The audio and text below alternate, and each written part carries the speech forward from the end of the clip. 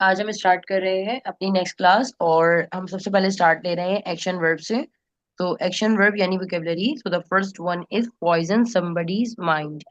Poison somebody's mind का मतलब क्या है? किसी का दिमाग खराब करना, यानी किसी को किसी के कानों में जहर घोलने को पॉइजन समबडी माइंड कहते हैं। For example, you don't need to poison my mind. You don't need to poison my mind का मतलब क्या हुआ कि आपको मेरे जहन खराब करने की जरूरत नहीं है। मेरी बात समझ आ रही है?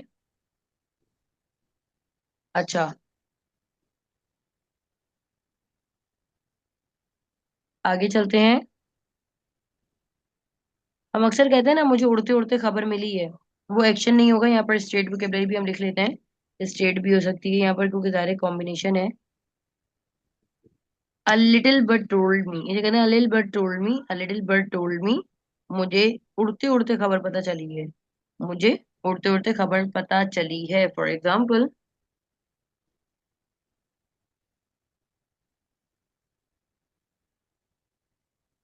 A little bird told me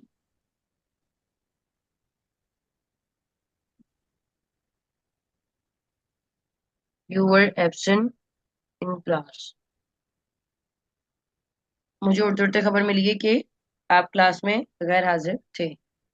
okay. Third one, नेग। नेग का मतलब होता है किसी की हटाना, यानी किसी को बहुत ज्यादा तपाना, गुस्सा दिलाना।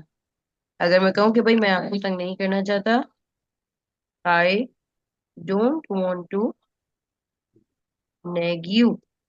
मैं आपको तंग करना नहीं चाहता, I don't want to nag you. मैं आपको किसी भी सूरत तंग करना नहीं चाहता। अच्छा, ब्राउंड ऑफ। ब्राउंड ऑफ का मतलब होता है ऑलरेडी तपे हुए होना। देखिए, नेक तो एक्शन वर्ब है ना, तंग करना, बट ब्राउंड ऑफ है तपा हुआ इंसान। For example, your friend is browned off.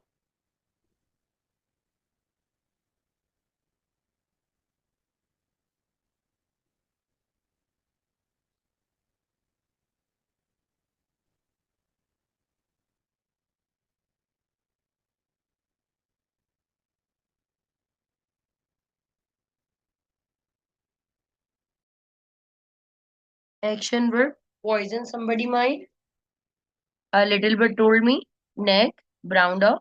आगे चलते हैं। एक वोकेबलरी और है हमारे पास। मैम ब्राउन डॉग का क्या मतलब है, दोबारा बताइएगा। ये एडजेक्टिव है। एडजेक्टिव का मतलब होता है तपा हुआ इंसान, मतलब जो ऑलरेडी गुस्से में हो।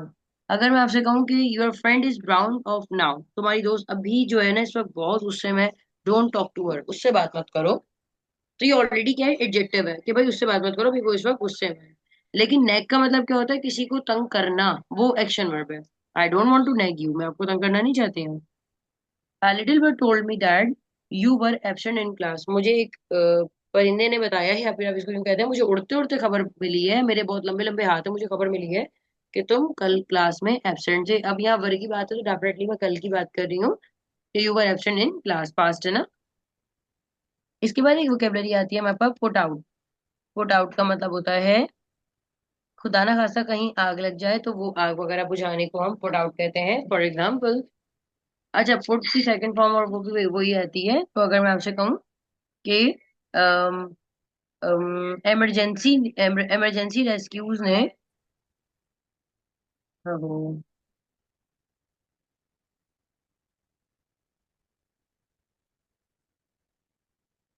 पुट्स आउट द फायर, मैं यहाँ पर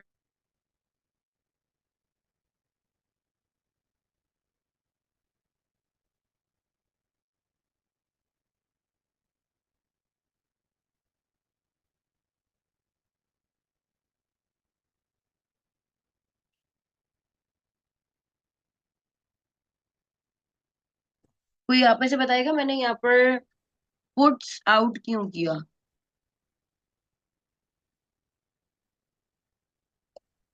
पुट कहना चाहिए था ना मुझे, मैंने यहाँ पुट क्यों किया?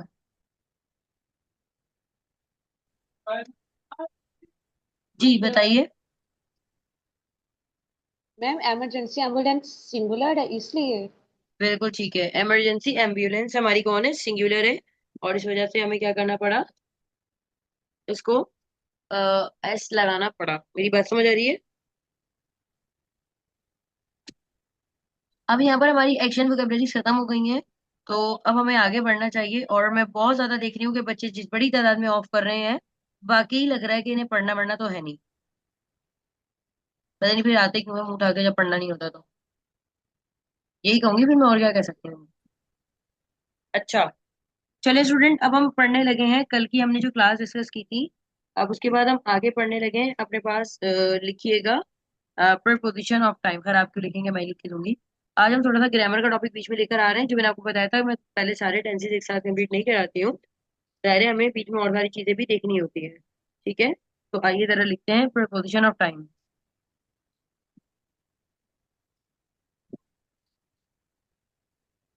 प्रीपोजिशन ऑफ टाइम, किसी को कुछ अंदाजा है what is preposition of time?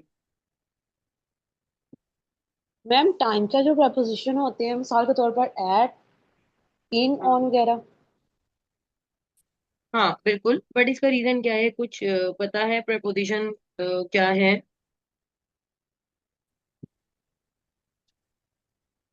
नहीं। मैम लाइक डिफरेंट टाइप होती हैं, जैसे इज, इन, एम, ऑन, उसको हमने उनके ये लिंक नहीं नहीं। मुताबिक पता एडजस्ट करना होता है कि कहाँ पे वो लगनी है। बिल्कुल ठीक है। छोटा सा टॉपिक है, इसके बाद हम आगे चलेंगे।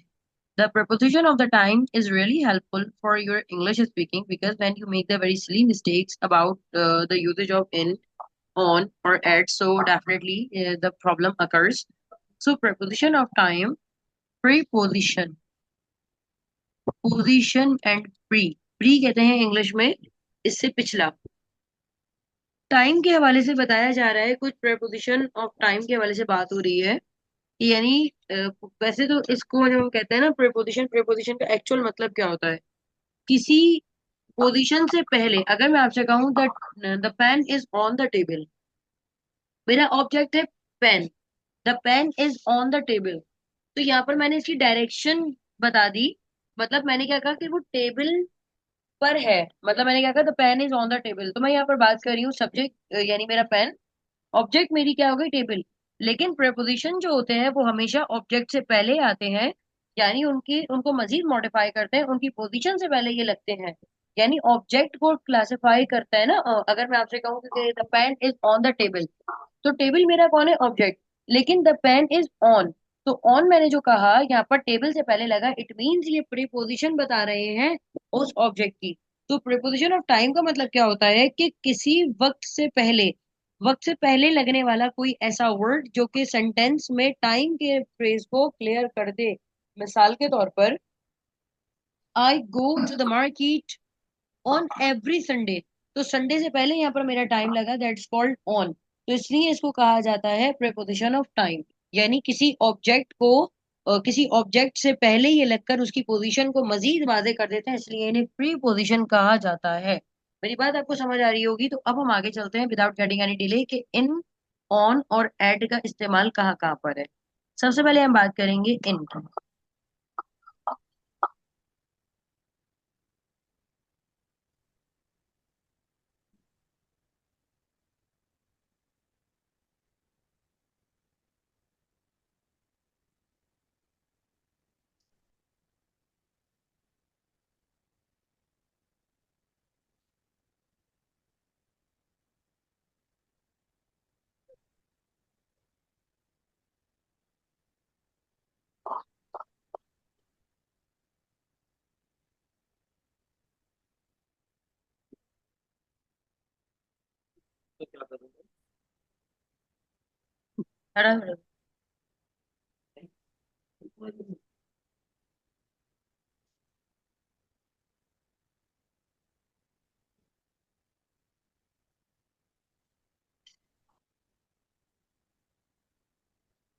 अच्छा स्टूडेंट, मैं इसको वन बाय वन करके डिस्कस करूंगी।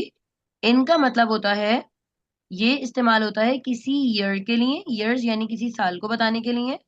सेंचुरीज, सेंचुरीज का मतलब क्या होता है, कोई सदी, हम कहते हैं ना 19वीं सदी में, in the 19th of century, decade, decade का मतलब क्या होता है? 10 साल के पीरियड को डेकेड कहा जाता है। हम 10 ईयर पीरियड नहीं कहते, हम क्या कहते हैं? डेकेड। अच्छा, इससे थोड़ा सा कम आ जाता है एक साल में, क्योंकि 4 सीजन होते हैं, तो उसको नैरो डाउन अप्रोच में हम याद रखेंगे। ईयर्स के बाद जो दूसरी छोटी चीज होती है वो होती है सीजन। हमारे पास 4 सीजन है ना। सीजन, सीजन से पहले भी जैसे इन विंटर, इन समर, इनसे पहले भी क्या लगेगा? इन लगेगा। उसके बाद सीजन से कम हमारे पास कौन आता है? मंथ्स। कोई मंथ्स के नेम में जुलाई, अगस्त, सितंबर, इन सब में भी कौन आएगा हमारे पास? इन आएगा। And times of the day में भी हमारे पास कौन आएगा? टाइम्स ऑफ द डे में भी हमारे पास इन आएगा। For example, in evening, in the morning, in afternoon. सही है। तो यहाँ पर हमें क्या समझ आ रहा है? Year, season, month and times of the day में क्या आता है? हमेशा इन आता है। क्लियर है? आगे बढ़ते हैं। सेकंड है हमारे पास ऑन।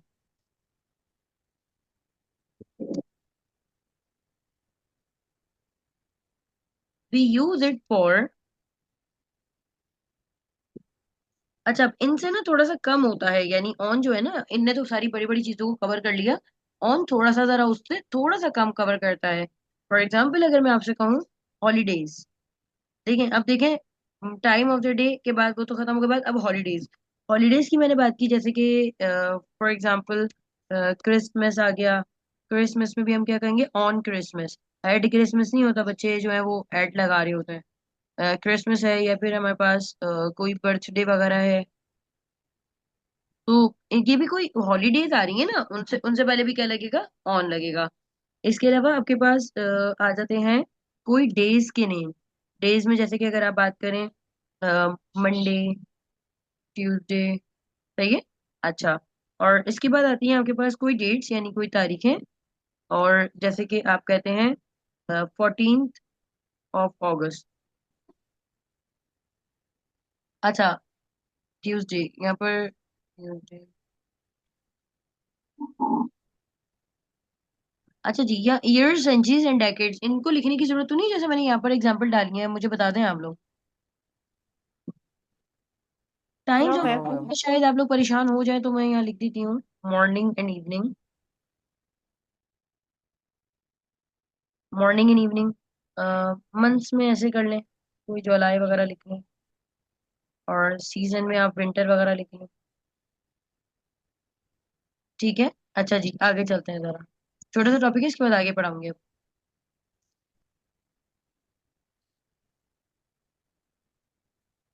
अब इन बहुत ज्यादा चीजों को कवर कर रहा था, अब इसके बाद हमारे पास ऑन आया है।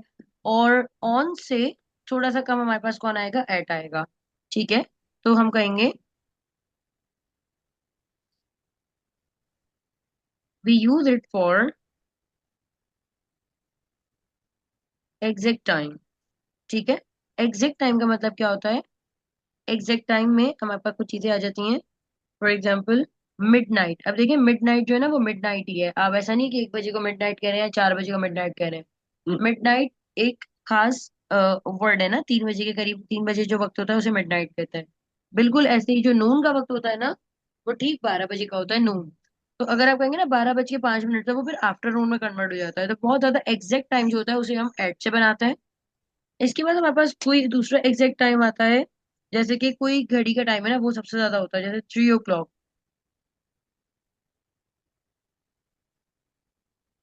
ठीक है। मेरी बात समझ आ रही है? तो यहाँ पर बहुत ज्यादा एग्जैक्ट टाइम के लिए क्या आ जाता है? एट आ जाता है। तो प्रपोजिशन ऑफ टाइम आपको क्या कहते हैं? कि हम टाइम के हवाले से बात कर रहे हैं। So you should not be worried for the next time while using the preposition about the sentences. तो आइए जरा मैं आपको 3 सेंटेंसेस डिक्टेट करती हूँ। हम इनको पहले लिखते हैं, मैं नेक्स्ट स्लाइड रेडी करती हूँ। यहाँ तक को कंफ्यूजन है किसी बच्चे को प्रपोजिशन ऑफ टाइम में? No ma'am. सही है। पहला सेंटेंस लिखिएगा कि अगस्त में मैं आपसे मुलाकात करूंगी।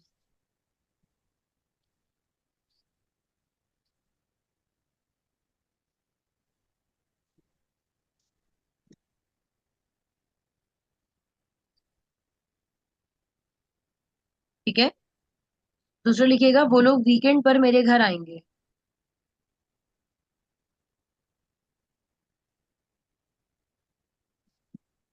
वो लोग वीकेंड पे मेरे घर आएंगे।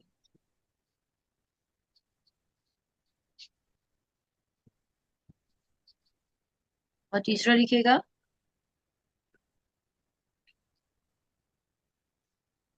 गर्मियों में परिंदे भी गर्मी महसूस करते हैं। ये अब गर्मी से मुराद उनकी प्यास ही है भाई, गर्मी थोड़ी है कि वो जनाब नहाते फिरेंगे। तो वो प्यास महसूस करते हैं ना, प्यास व्यास, और फील थर्स्टी हो जाता है। थर्स्टी नहीं, मैम दोबारा थर्स्टी। बोले। गर्मियों में परिंदे भी प्यास महसूस करते हैं।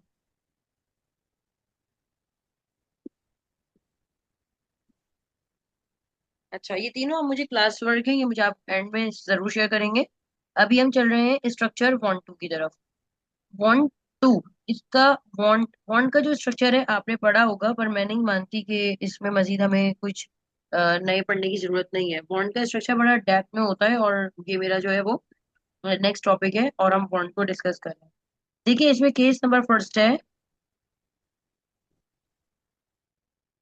आप किसी डायरेक्टली किसी चीज के बारे में बात कर रहे हैं कि मैं ये चीज चाहता हूँ, बस कोई चीज चाहता है ना, नाउन है। For example, I want this pen. मैं इस पेन को चाहता हूँ। आई वी यू दे, वही want. He she it wants. मैंने कहा वो लड़की अमन चाहती है, तो ये कहा शी वॉन्ट्स पीस। मेरी बात समझ आ रही है? I want this pen, she wants peace. मैंने कहा कि मैं ये घर नहीं चाहती, I don't want this house. तुम ये लैपटॉप नहीं चाहते हो, क्या बनेगा? You तुम You ये don't don't want want this laptop, this laptop. You don't want this laptop, इसे वांट पढ़ते हैं, you don't want this laptop. आप ये लैपटॉप नहीं चाहते हो। तो ख्याल रहे कि जब भी आप किसी नाउन की बात कर रहे हैं तो आपने टू नहीं लगाना, यहाँ पर वांट टू नहीं आने वाला। ठीक है? अगर मैं कहूँ कि वो लड़का ये नौकरी नहीं चाहता, क्या बनेगा? ही डज नॉट, बोले। He does not want this job. शाबाश। ठीक है, तो यहाँ पर हमने क्या देखा कि नाउन के साथ आपका टू नहीं आता। तो अब इसका एक सेंटेंस आप लिखिएगा। अ, पाकिस्तान ये पॉलिसी चाहता है। अब कोई सी भी पॉलिसी होगी, हमें नहीं पता। पाकिस्तान ये पॉलिसी चाहता है बस। ख्याल रहे पाकिस्तान सिंगुलर है।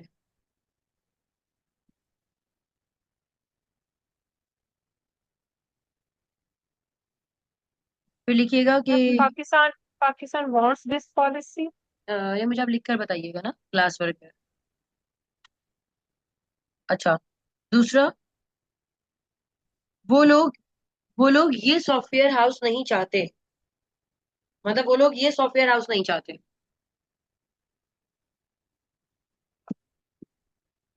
Then software house. सॉरी, दोबारा से बोले, सॉफ्टवेयर आपने बोला है। Software house, software house.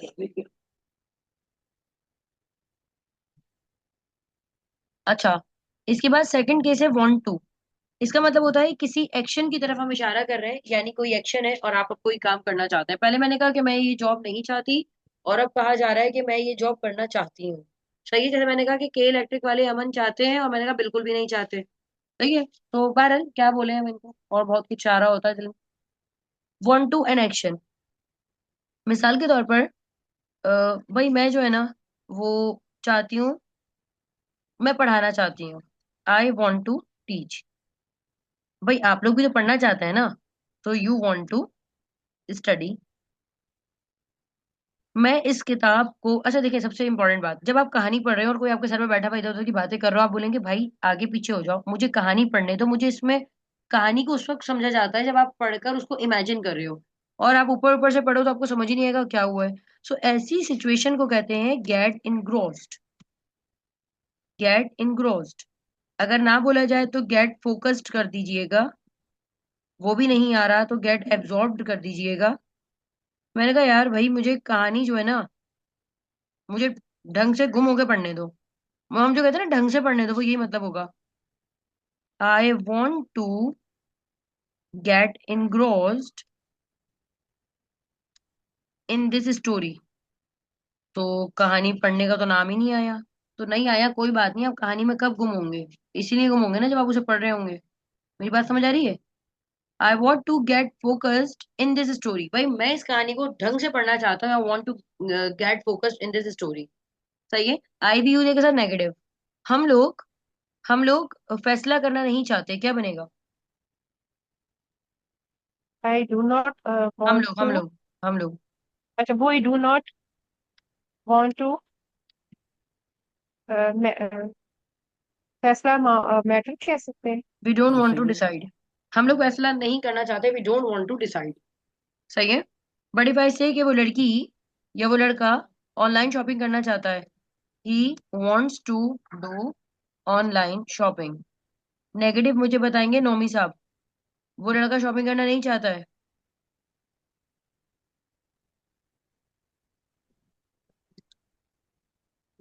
आशिक कमाल, जल्दी बताओ, वो लड़का शॉपिंग करना नहीं चाहता, नेगेटिव बनाओ।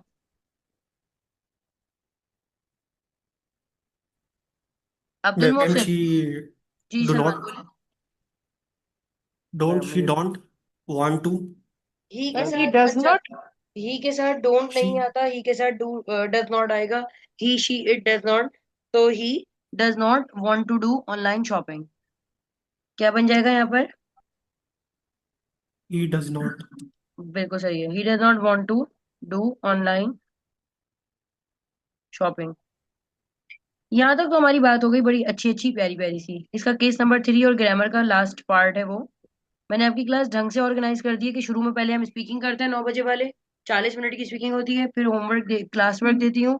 देन फिर आपको ग्रामर का सेशन होता है। ग्रामर का सेशन दोनों के लिए कंबाइन है, मतलब मेरे ऊपर भी तर्स का है ना, वहाँ अलग पढ़ा रही हूँ, यहाँ अलग पढ़ा रही हूँ, बेवकूफ हो जाऊंगी मैं तो स्पीकिंग अलग अलग कर दी है मैंने। अब आप लोगों की जो 10 बजे वाले हैं, उनकी स्पीकिंग आगे चलेगी, ठीक है? 10:30 तक हमारे ग्रामर का सेशन एंड हो जाएगा। तो फिर उसके बाद फिर मैं स्पीकिंग स्टार्ट करवाऊंगी। और जो 9 बजे वाले थे वो डेफिनेटली लीव कर जाएंगे। तो क्लासेस ऑर्गेनाइज हो गई हैं, ख्याल रखा करें। ठीक है, केस नंबर 3 की मैं बात कर रही हूँ। ये मैंने अब तक जिन जिन को पढ़ाया, मुझे अल्हम्दुलिल्लाह सबसे गलत ही मिला है सुनने को। कभी किसी ने ये नहीं कहा कि ये तो हमें आता है। ठीक है, लेकिन अभी तक जो पुराना मैंने बॉन्ड टू पढ़ाया था वो आपको आता होगा, आई आई थिंक दैट। ये वाला बॉन्ड टू होता है, इसमें वांट के बाद ऑब्जेक्ट आता है, उसके बाद टू आता है, और उसके बाद वर्ब आता है। मतलब देखें, अभी तक मैं आपसे क्या कह रही थी बच्चों, ख्याल रखना, मैंने कहा मुझे लैपटॉप चाहिए, आई वॉन्ट अ लैपटॉप, मुझे लैपटॉप चाहिए, मैं लैपटॉप चलाना चाहती हूँ, I want to operate the laptop. सही है। बट अभी तक चाहने वाला एक ही इंसान था और चीज भी एक थी। बट मैं चाहती हूँ आपसे, अब मैं कह रही हूँ कि मैं चाहती हूँ आपसे कि आप लैपटॉप चलाएं। मैं चाहती हूँ आप सब क्लास में आए। आपके वालिदैन चाहते हैं कि आप सब बड़े होकर कामयाब हो जाएं। हम कहते हैं ना, मेरी अम्मी चाहती है कि मैं डॉक्टर बनूं। किसी इंसान की चाहत है, इम्प्लीमेंट किसी और पे हो रहा है, तो उसको कहते हैं वांट का ऑब्जेक्ट। ठीक है, ख्याल रखिएगा, इसमें टू जो है ना आपको हिला के रख देगा। जैसे पहली बार अगर आप हील पहने तो आप गिरे पड़े होंगे, बिल्कुल वही वाला मामला है। अगर मैं आपसे कहूँ आई वॉन्ट यू, मैं आपसे चाह रही हूँ, तो ख्याल रहे आई वॉन्ट यू, उसके बाद आएगा to. I want you to come in class, मैं चाहती हूँ कि आप क्लास में आए। सही है, I want you to come in class. But if I say कि मैं तो नहीं चाहती कि तुम क्लास में आओ, I don't want you to come in class. क्यों? देखिए, मैंने आपसे क्या कहा था, पहले हम क्या करते हैं, I want to come in class, बस यहाँ पर वॉन्ट टू को हटा के ना उस इंसान को आईडी तो करा है हमने, और क्या किया है? I want you to come in class, पहले मैं क्या करती थी, I don't want to come in class, I don't want you to come in class. तो उस इंसान को जरूर ऐड कर दीजिएगा। इफ आई से कि वो लड़की चाहती है कि मैं उसे पढ़ाऊं, मुझसे चाहती है ना, she wants me to teach, she wants me to teach, मैंने कहा वो नहीं चाहती कि मैं उसे पढ़ाऊं, क्या बनेगा? She does not. She doesn't want me to teach. She does not want me to teach. To मेरी अम्मी चाहती है कि मैं डॉक्टर बनूं, क्या बनेगा? my mother wants me. My mother wants me to become a doctor.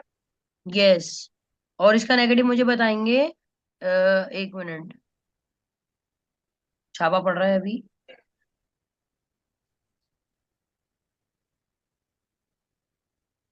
आशिक, आशिक भाई, अब्दुल मोहसिन तुम बताओगे इसका नेगेटिव। अच्छा, अब्दुल मोहसिन बताओ, माई मदर वॉन्ट मी के वॉन्ट्स मी? मैम वॉन्ट्स आएगा, एस आएगा। My mother wants me to become a become a doctor. Dog. मैं क्या बन जाऊं? डॉक्टर बन जाऊं। अब्दुल मोहसिन नेगेटिव बनाओ उसका जरा। मैं नहीं, मेरी अम्मी नहीं चाहती मैं डॉक्टर माई बनूं। Mother does not want me to become a doctor. My mother does does not, not शाबाश, want does not want me to become a become a doctor.